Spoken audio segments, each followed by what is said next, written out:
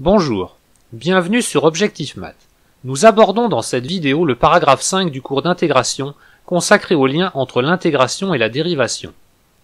Commençons par rappeler la définition d'une primitive d'une fonction. Soit i un intervalle et petit f et grand F deux fonctions définies sur i à valeur réelle. On dit que grand F est une primitive de petit f sur i lorsque les deux conditions suivantes sont satisfaites. D'abord, grand F est dérivable sur i, et grand F' est égal à petit f. Il n'y a pas unicité de la primitive. En effet, si i est un intervalle de R, et dans cette propriété il est vraiment important que i soit un intervalle, et soit petit f une fonction définie de i à valeur réelle.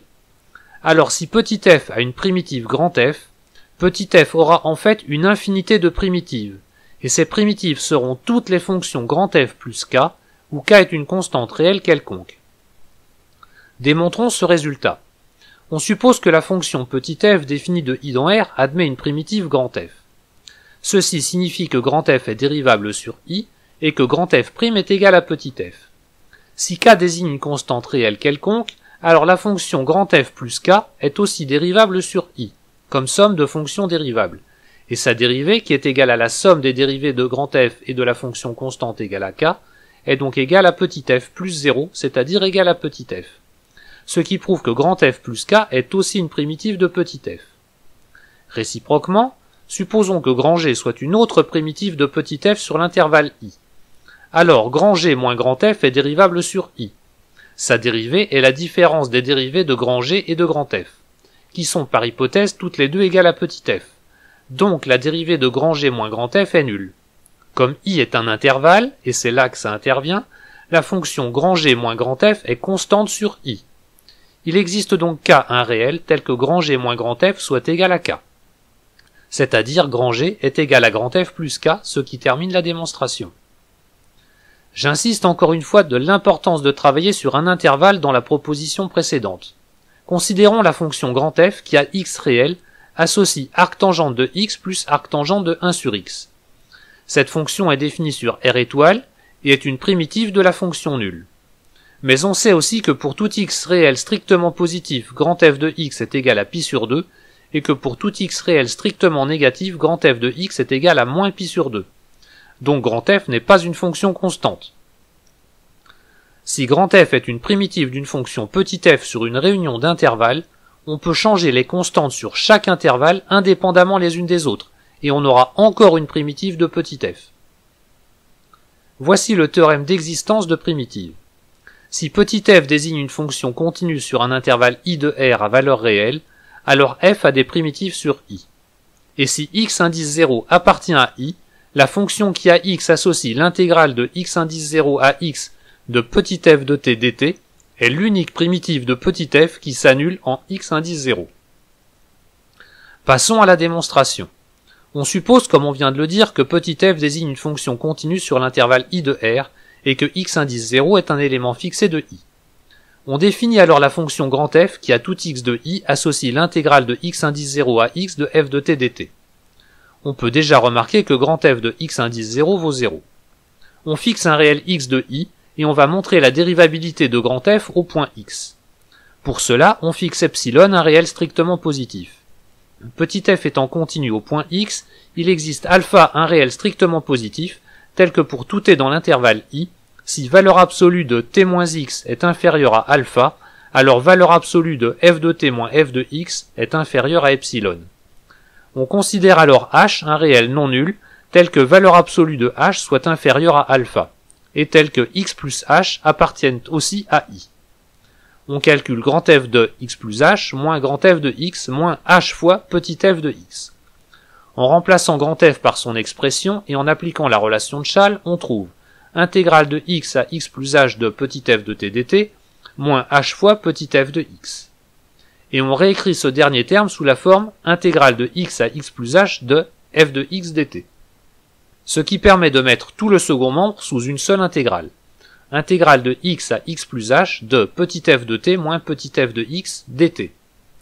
On peut alors majorer le premier membre en valeur absolue par la valeur absolue de l'intégrale de x à x plus h de valeur absolue de petit f de t moins petit f de x dt. Mais tous les réels t compris entre x et x plus h ont un écart avec x inférieur à h, donc aussi inférieur à alpha. Donc valeur absolue de petit f de t moins petit f de x est inférieure à epsilon, et son intégrale est inférieure à epsilon fois h. Il n'y a plus qu'à récapituler en ayant soin de diviser par h qu'on a supposé non nul. Pour tout epsilon strictement positif, il existe alpha strictement positif, tel que pour tout h réel non nul, si x plus h appartient à i et que valeur absolue de h est inférieure à alpha, alors la valeur absolue de grand f de x plus h moins grand f de x sur h moins petit f de x est inférieure à epsilon. Ce qui veut exactement dire que grand f est dérivable en x et que sa dérivée en ce point vaut petit f de x. Ce résultat étant valable pour tout point x de l'intervalle i, on a donc montré que grand f est une primitive de petit f sur i, ce qui termine la preuve de l'existence. Montrons maintenant l'unicité. Supposons que la fonction petit f admette une autre primitive notée grand G, s'annulant aussi en x indice 0. Grand f et grand G étant deux primitives de la même fonction sur l'intervalle i, il existe un réel k, tel que pour tout x appartenant à i, grand f de x soit égal à grand G de x plus k.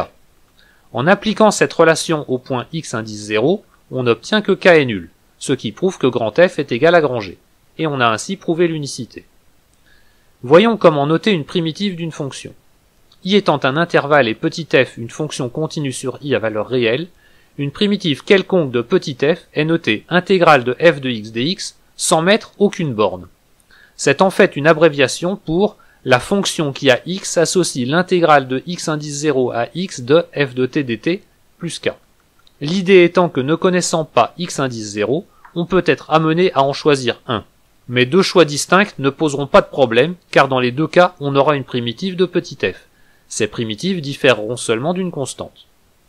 Le résultat précédent va nous donner une méthode pour calculer une intégrale. I désignant un intervalle, petit f une fonction continue sur i à valeur réelle, grand F une primitive quelconque de petit f sur i et a et b deux éléments de i, alors l'intégrale de a à b de f de t dt est égale à grand F de b moins grand F de a. Ce nombre est aussi souvent noté dans les calculs intermédiaires sous la forme grand F de t compris entre a et b, grand F de t étant écrit entre crochets. À remarquer que celui de gauche n'est pas toujours marqué. Le résultat précédent nous montre qu'il y a un lien très étroit entre une primitive et une intégrale. Il faut quand même bien se rappeler, lorsque petit f est une fonction donnée, l'intégrale de f de x dx désigne une fonction, alors que si a et b sont des réels donnés, l'intégrale de a à b de f de t dt est un nombre réel. Évidemment, si on s'amuse à faire varier a et b, ou même les deux, cette dernière intégrale devient l'expression d'une fonction. Dans la formule que nous venons de voir, il y a une erreur qui est souvent faite quand on débute. On vient de voir que l'intégrale de a à b de f de t dt est égale à grand F de t compris entre a et b, où grand F est une primitive quelconque de petit f. Mais on peut changer de primitive si on veut, en ajoutant à grand F une constante, puisque ça revient juste à changer de primitive. On peut donc écrire, si on veut, que l'intégrale de a à b de petit f de t dt est égale à grand F de t plus k, compris entre a et b. Ce qui ne change rien, car k est ajouté puis retranché quand on calcule l'expression en b moins celle en a. La faute consiste à écrire ce plus k après les crochets. Ça voudrait dire qu'on a calculé l'intégrale à une constante près. Mais une intégrale est un nombre, et tout nombre est égal à un autre nombre à une constante près. Autrement dit, dans ce cas, on n'aurait rien fait. Moralité, ne pas prendre une primitive quelconque, et choisir la constante avec la fonction grand F. Souvent, on choisit une constante nulle, mais parfois, il y a de meilleurs choix.